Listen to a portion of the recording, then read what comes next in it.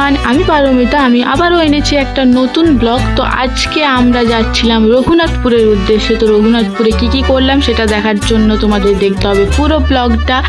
তো আমরা গিয়েছিলাম অন্য একটা কাজে, কিন্তু ঘুরতে ঘুরতে একটা মেলা দেখতে পেয়েছিলাম, যেখানে ঢুকে গেছিলাম।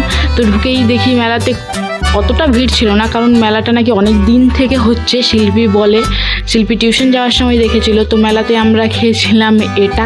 আমি আর শিল্পী যেখানে যাই সাধারণত একটাই নিই, যেটা খাবার জিনিস হয়, কারণ আমরা খেতেই পারি না। মানে আমরা খেতে ভালোবাসি কিন্তু খেতে পারি না অত, তো নষ্ট যায়, সেজন্য একটাই নিয়েছিলাম। তারপর শিল্পী এটাতে চাপার জন্য জিদ করছিল, কিন্তু ওকে তো চাপাবে না, এত বড় মেয়ে, দেখতে ছোটো মতো হলেও ও বড়। তারপরে মেলাতে একটা হরিণ দেখতে পেয়েছিলাম।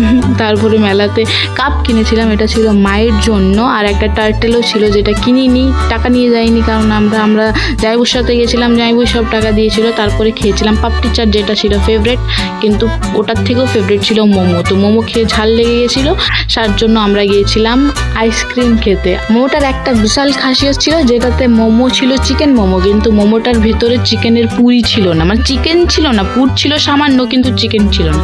তো সেই মোমোর চাটনি খেয়ে শিল্পীর ঝাল লেগেছিল, তো সেই জন্য আমরা খেয়েছিলাম আইসক্রিম। আর আইসক্রিমটা খোঁজাতেও আমাদের তন্ন করে গোটা রঘুনাথপুর খুঁজতে হয়েছে, কারণ আইসক্রিম সব জায়গায় গলে গেছিলো। শেষমেশ আমরা আইসক্রিম পেয়ে লাস্টে ডাব আইসক্রিম নারকেল খান।